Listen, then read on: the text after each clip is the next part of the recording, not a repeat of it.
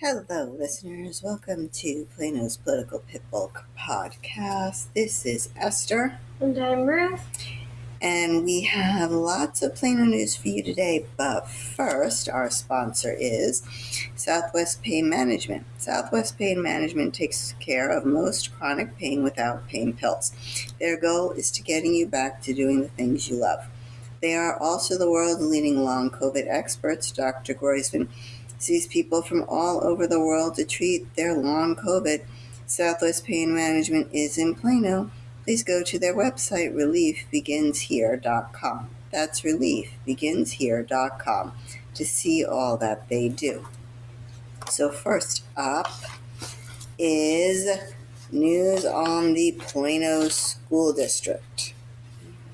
So as we reported on a previous episode, the Plano ISD is going to give the newly created Tax Increment Reinvestment Zone Fund, number 6, 50% of the new property tax revenue from that area to pay off the $700 million loan for the new hockey arena for the Dallas Stars team.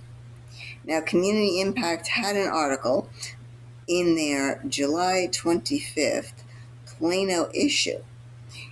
Interestingly enough, right next to that article about the TERS zone and the school giving them our property tax money, right next to that article was an article titled Plano ISD Officials Project a $44.8 million budget shortfall for fiscal year 2026-2027. The article says Plano ISD approved a general operating budget of $691.6 million, while the district is projected to receive a total of $634.6 million in revenue from local, state, and federal funds. And that's how you get the $44.8 million shortfall. Plano ISD budget challenges are not a result of fiscal mismanagement. No. Chief Financial Officer Courtney Reeves said, "The challenges we face are from a funding system that has not kept pace with inflation, rising operating costs, and increased state requirements." Right. No, I'm sorry. What state requirement was there for you to leave 50% of new revenue out of your general fund and give it to a fund that is designated to build a hockey rink? They just don't want to take any responsibility.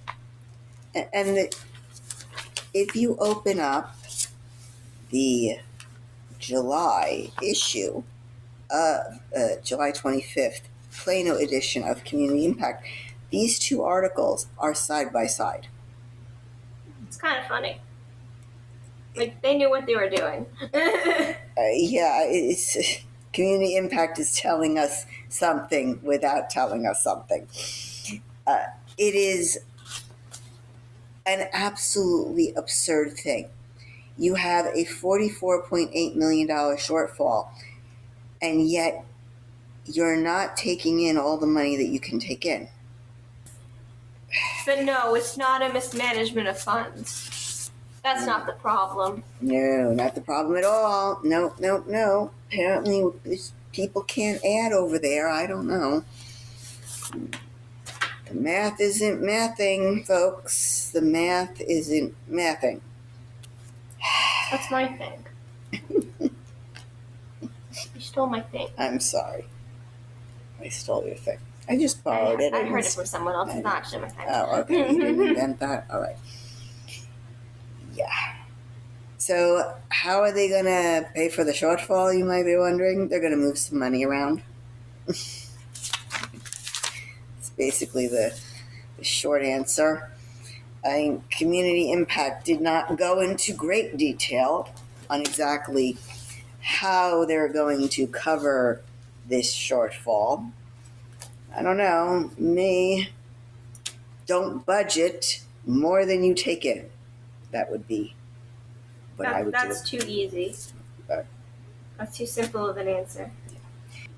I don't know, parents. If I were you all and I had a kid in Plano schools, I'd be wondering long and hard what's going on over there.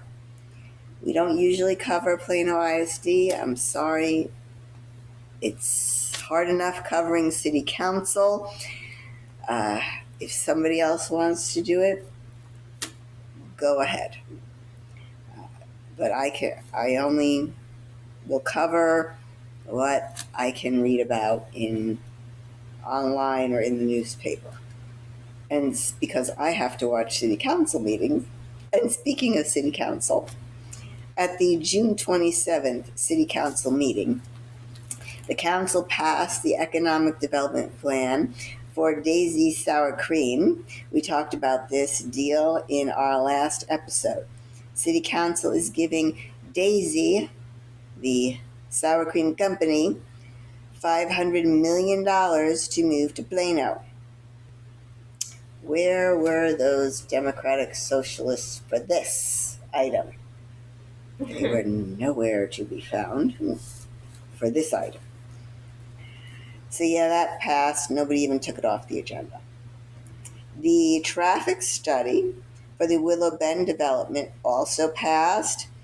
This item was taken off the consent agenda by residents. 4 people spoke on the item. One resident thought the developer or the star should pay for the study. I could go with that. That sounds like a good idea. Others wanted to expand the study to include neighborhoods east of the North Dallas Tollway, and others wanted to include Hager Farms redevelopment area and the AT&T redevelopment. And of course, council didn't add any of those ideas and just passed it as is. Question, genuine question. Yes. Because I genuinely cannot remember. Has anything under this specific council not passed? I'm going to say no to that. Now, they could have changed it. They could have added to it. They didn't have to fail it. They could have just added to it. Do they ever do that? Sometimes they do. Sometimes the council person will make an amendment, yes.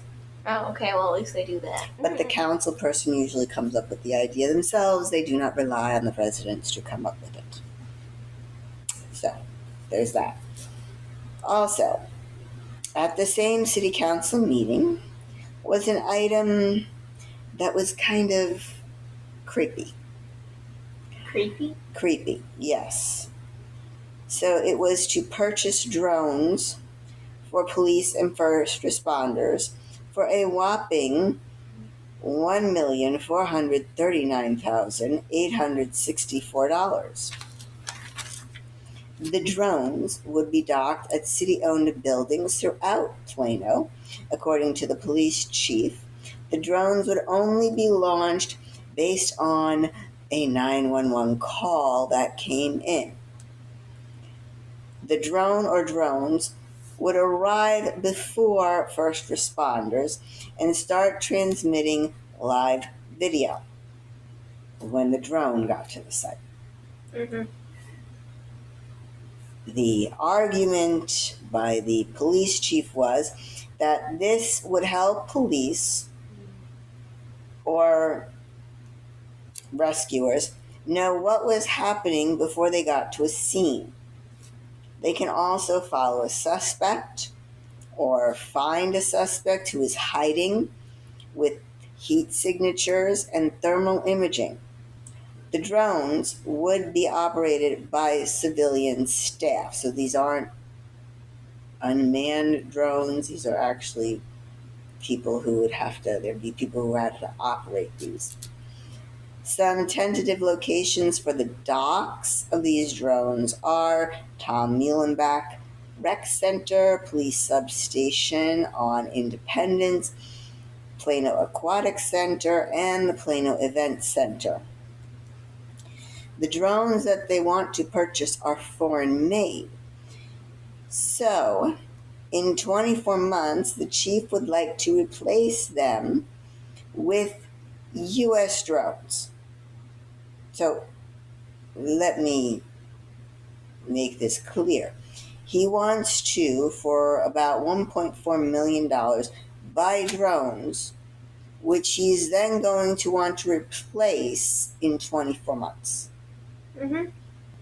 Now, see me, if I'm on council, I'm going, all right, chief, if you can't get the drones you want right now because they're not available, then why don't you just wait the 24 months? Nah, he needs them now. And I don't know, we've done fine without them. For all these years, we are supposedly one of the safest cities in Texas, even in the nation for our size. Nah, he needs them now. And I'd say wait. I'd say wait the 24 months. You don't need them that much. So, to me,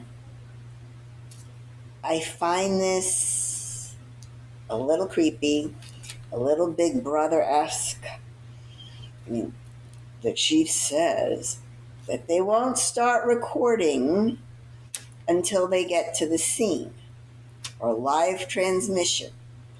And see, how are we supposed to know that? I think we got to trust people that while they're flying to a scene, they're not going to be looking at people's backyards. Don't trust. Yeah, these are human beings. Obviously, they can use these for non-kosher purposes if they really wanted to. They get some creepers. Yeah, it's really creepy. So, some of the comments from council on this issue, I was actually kind of surprised. Oh, I was gonna say that, let me guess. They said, "Oh, that's a great idea," and just passed it up, right? Well, that's not what the surprising part was. See, I would have thought that some of the people on council would not have liked this. So why would you think that? I'll get there. So Levine, who I thought was going to be against this, he was really excited about it. Oh, a big shock. He said, he asked, you'd only launch them when a 911 call. He said that they're not going to be doing ongoing surveillance, that state law prohibits ongoing surveillance. And that doesn't mean it can't happen. Yeah, like, people break the rules all the time. which is why they want these things. If people did not break state law, they wouldn't want these things in the first place. Now, this was quite an interesting question that Vidal asked. He asked, are they capable of detecting gas leaks? What? Yeah. Why would he think that? I don't know. They're just flying cameras. Essentially. Yeah, I don't think they have smell. Well,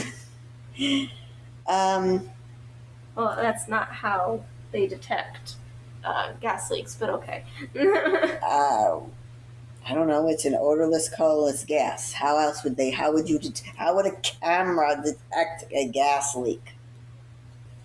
So you know the your smoke alarms, right? They also beep if there's monoxide. Carbon monoxide, yes. Okay. How do you think they detect that? I don't know. Yeah, it's not through smell. Okay. I don't know. I don't know. Tech is not my area. No, it's not mine either. I could not tell you exactly how they do it, but I know they do it. I know they don't smell. Okay. So machines can detect this stuff, Mm-hmm. but I don't think that's part of the robot camera's job. Yeah. The flying camera's job. No. Should we say? Not at all. And he also asked if they will be locked and secured. Obviously, the answer to that was yes. So we don't want people stealing them. Councilman Kerr asked, he stated, we are not the first ones to use these. What other cities have done this and succeeded? And the chief, he couldn't really answer the question. Oh, that's always great. Yeah. No, he couldn't answer the question. Now, he did say that Richardson has a program, but did not know, I guess, if it was successful. Mm-hmm. And Kara likes the drones a lot. Nobody else, before I get to that, they did comments from the audience, and now the Democratic Socialists show up. Mm-hmm. And actually, I found out their correct name is Democratic Socialists of America, North Texas branch.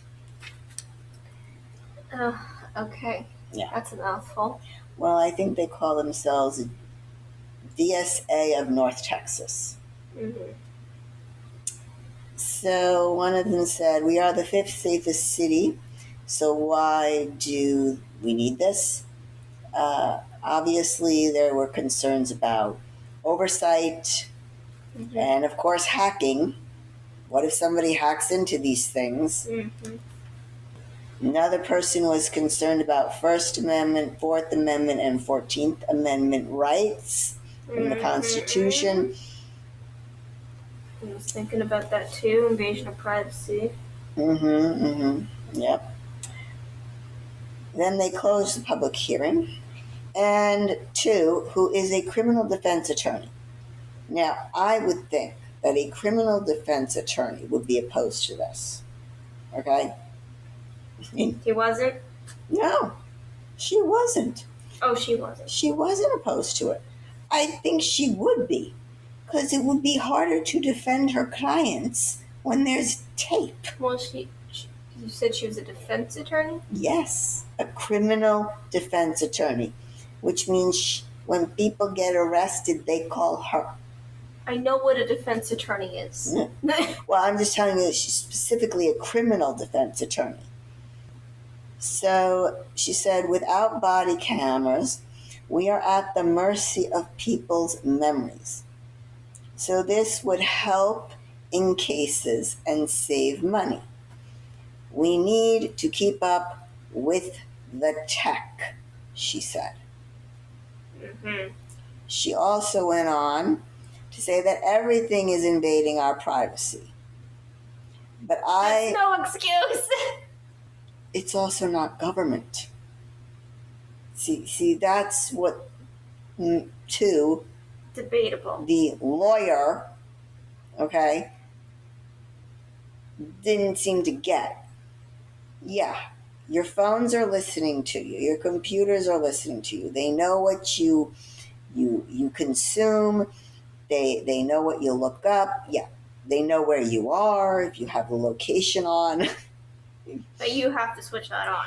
But the phone is yours, number one, and you agreed to that when you purchased the phone and looked at and got those apps. And signed and said I consent to the following agreement. Yes, exactly, which most people don't even read. But we still signed it. You still signed it. Those are these are private companies,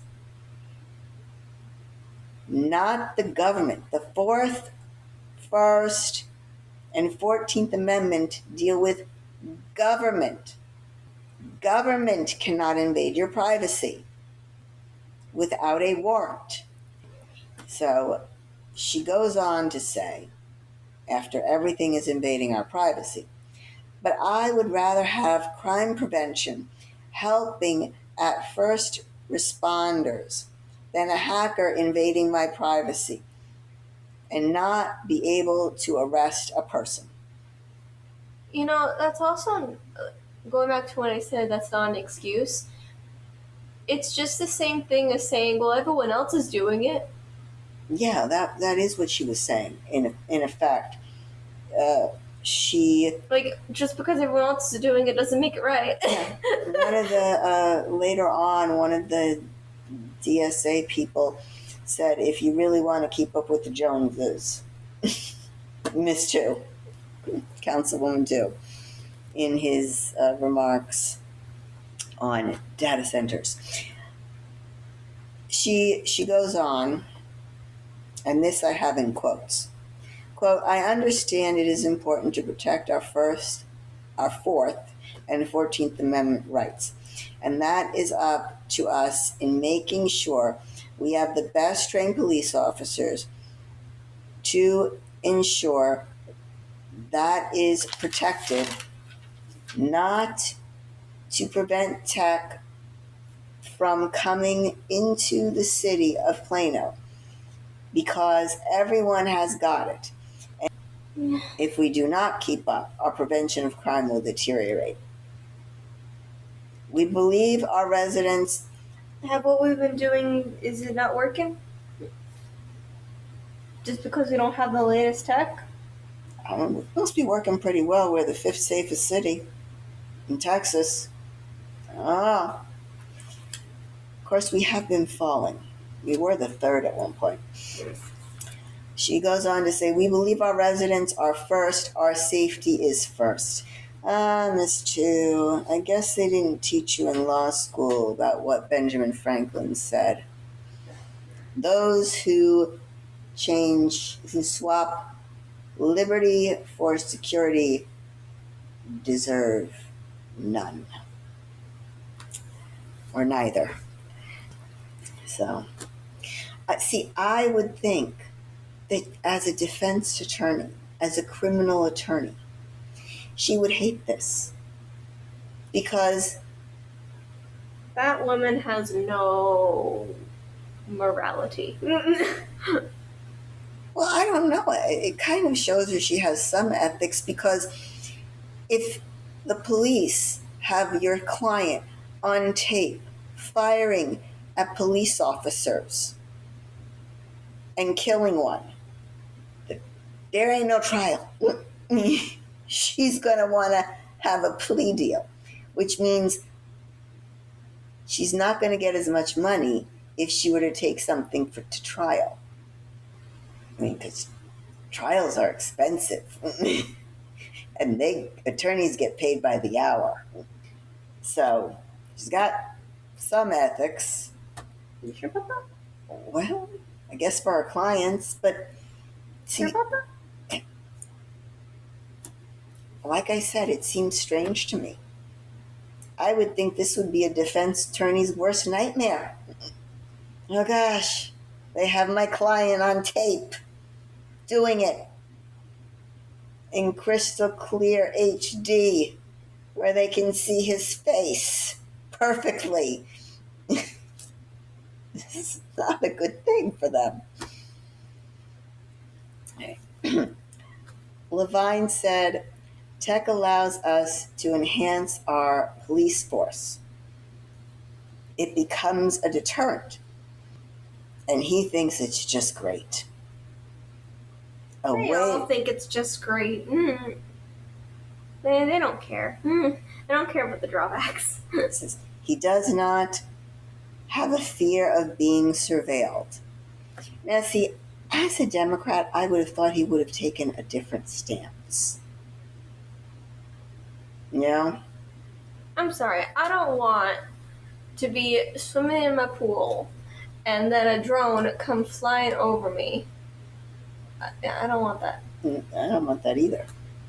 Like, are they going to have to? This was not asked. This is one thing I would ask. Like, I'm not doing anything. Why is this in my backyard? I would definitely want to know, how do these drones have to fly? Do they have to fly over streets until they get to the scene? Or are they going to fly the way the crow does? Which means they're going over people's backyards. So I would be very, very curious as to that response. That question they didn't ask. Like, I know people run into people's backyards. They do that to escape. Yes, they do. But it's still an invasion of privacy. Yeah, that's the other thing. If they're going to be following a suspect, and the suspect is jumping over fences or going through fences into people's backyards, the drone is going to have to fly over your backyard. Now, at that time, maybe you want the drone to fly over your backyard because now there's a person on your property. True, true. Okay, so Horn, he decided to speak. He said, this is a first responder program. He said, the toughest day I have as a council member is going to a fallen officer's funeral. He said, I would spend anything to prevent a loss of an officer. And he understands the concerns about surveillance.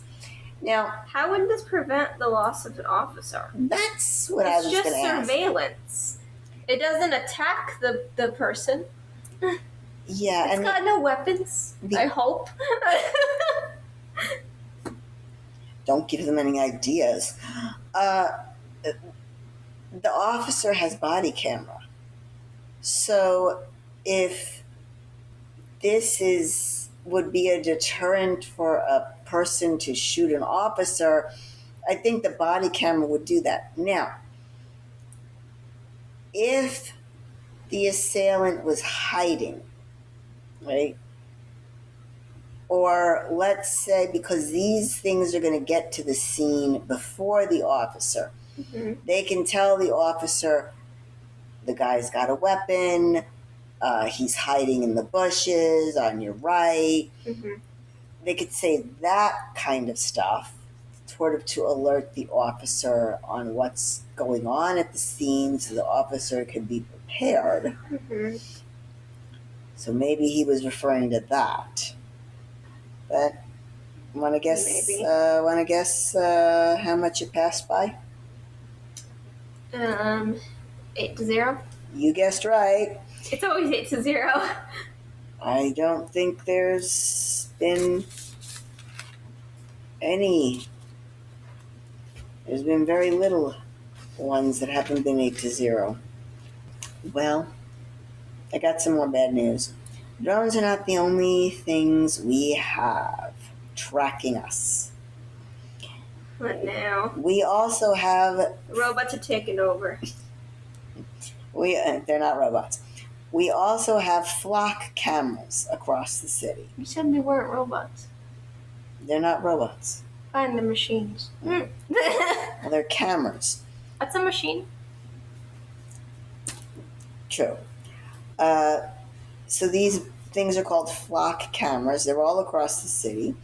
And these cameras read car license plates and faces. They read car license plates and faces. These cameras are not just in Plano. They're all across the U.S. And police from one city can put in a request to have another city look at their cameras feeds if they're looking for something. Again, kind of creepy, you know? They could literally track you from one city to the next. Now, I can understand fully why law enforcement would like this. Mm-hmm. Again, you're looking for a stolen car, and you start looking at your cameras, for the license plate of the stolen car. Still creepy. Yeah, really creepy. The thing that worries people is that, Abuse. yes, somebody is going to use People are people, and people get into jobs they should not be in because they're horrible people. And then they abuse the power they possess. Yep. Yes. And start being creepers and watching people. Yeah. There's already, apparently, according to reports, there's been alleged officers and officials who use these cameras to stalk their partners. There was a news story. Just a bunch of creepers. Yeah, get a load of this one. There was a news story. Now, the news story got a little blurry, but I managed to dig a little. So, a guy gets in a fight with his girlfriend. Okay? The girlfriend leaves. And he can't get a hold of her. So he decides to stalk her? No. He calls the police.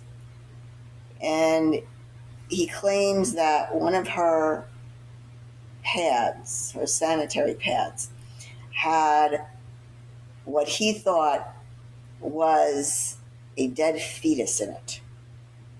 What? Mm-hmm. Yeah. It wasn't a fetus. But, nevertheless, apparently the police were a little skeptical about this. But, okay, they take the... They have to take it. They take the evidence. And they send it off to the lab. And then they're worried, okay, well, where's this girl? Nobody can get a hold of her. So the officer uses flock cameras.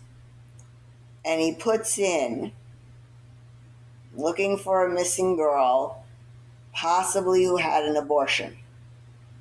Now, in the state of Texas, where this girl is, abortion is illegal. Mm-hmm. So they are trying to track this girl. They're using cameras from Texas all the way to Seattle. Try and find her. I think they found her. She was totally fine. She just didn't want to be near her boyfriend anymore, who is now her ex-boyfriend. And I wonder why. What was on the maxi pad it came out of nowhere. What was on the maxi pad turned out to be a very large blood clot. Oh wow, who could have guessed that? So, but obviously people are, this is creeping people out. Like, you're looking for this girl, all across the country, and you put in, may have had an abortion. Well, that's what the boyfriend reported. Mm-hmm. Yeah, well, whether or not he genuinely thought that, we'll never know. Mm-mm. Well, I guess, he's a man, doesn't exactly know. So the thing is, he could have made that up just to get the police's attention so they would take it seriously and look for her, because he just wanted to find her because he couldn't let her go. Yeah. That's what I think happened in this scenario. I don't actually, I'm speculating here, of course. I personally don't think he actually thought she had a self-induced abortion. Now I have some sad news. So, the building that AT&T was supposed to move to? They bought, they got money, and it was the old EDS building, Ross Perot's old building. Well, I was under the impression, by what the agreement said, they were going to do with the building was they were going to renovate the building. No, because today, August the 9th at 8 o'clock in the morning, Plano shook a little bit because the EDS building was imploded, totally demolished. And some folks near the building actually heard it. They did not need a front row view. I saw online people were saying, and I agree with them, what a waste. Why do you have to knock down the whole building? It's a lot of resources wasted because now you have to start from scratch. Yeah. Which I know some people, maybe they want to do a whole new building, but I would think that would be more expensive and, again, wasteful. I mean, that building had plumbing. It had walls. Now all you've got is a pile of rubble that you have to clean away. So I just thought that was very wasteful. Now you have to clean all that rubble off, make a whole new framing, build up all the walls and the floors from scratch. The pipes, the plumbing. Yeah.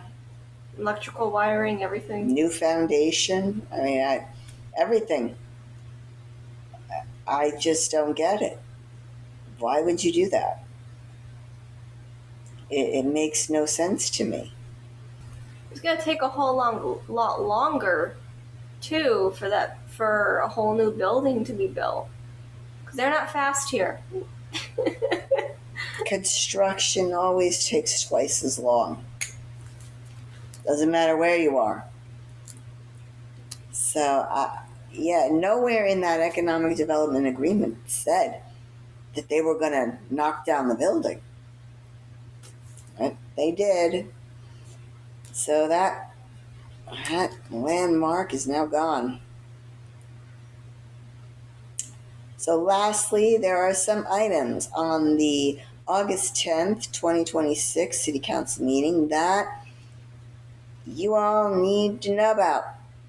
First, the council will discuss what the tax rate most likely will be for the 2026-27 fiscal year. So basically, they were going to pick a tax rate. The rate that they pick tomorrow, August 10th, is going to be put in the newspaper, most likely the Dallas Morning News. That'll probably be the only place you'll see it. And they will vote on that rate sometime in September. They can vote, if they want to have a lower number after tomorrow, but not a higher one. So let's say they get there and tomorrow, August the 10th, and they say, let's make our tax rate 49 cents per 100 square feet. I'm just making that number up. In September, when they go and vote on it, the council can say, you know what? Changed our minds. We're going to do 45 cents tax rate. They can do that because they went down. What they can't do is say, you know what? We changed our minds and we're going to do 50 cents. So they can go down, but they can't go up.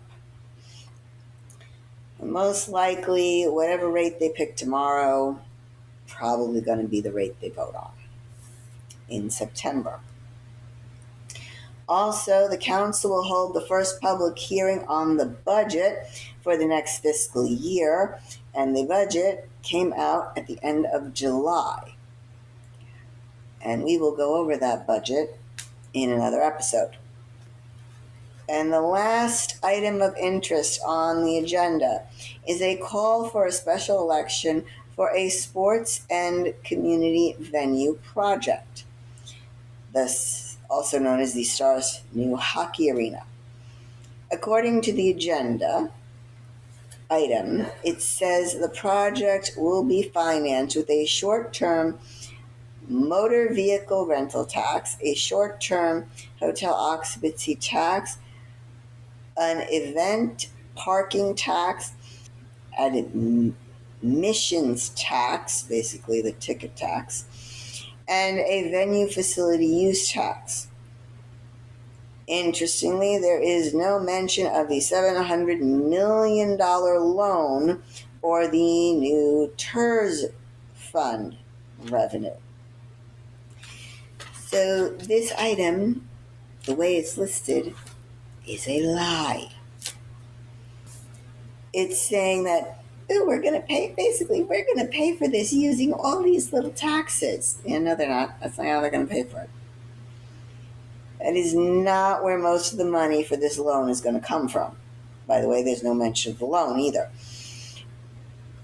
The money for this loan is going to come from the increased property tax revenue that is going to go into the TERS fund. So the tax on the car rentals will not exceed 5%. The hotel occupancy tax increase will not exceed 2%. That will bring the hotel tax to a whopping 15% total at the end of the day. The parking tax will be $3.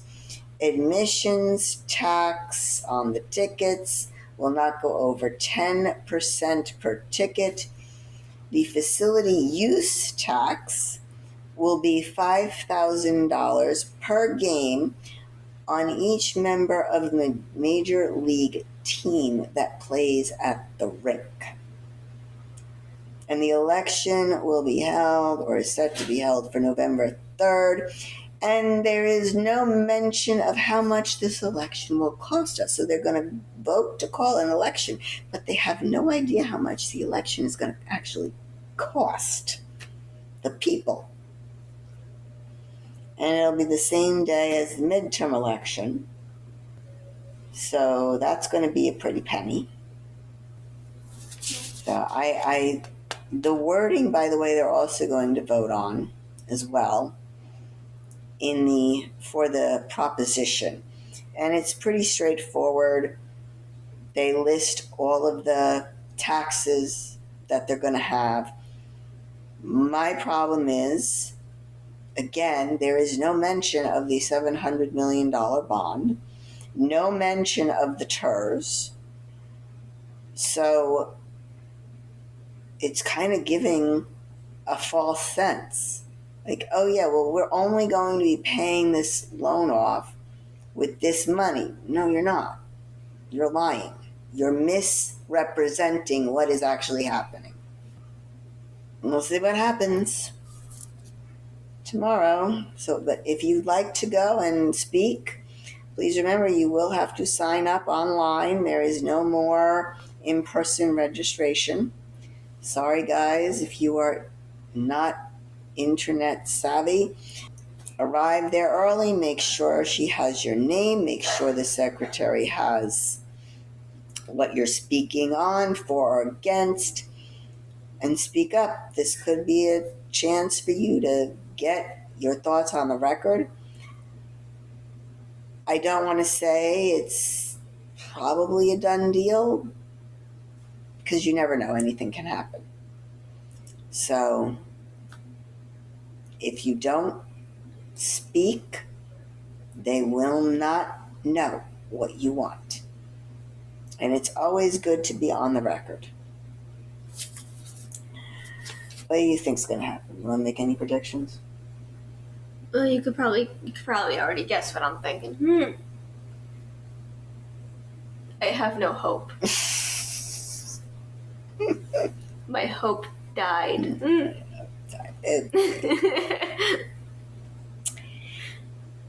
Okay. Well, in that we are opposites.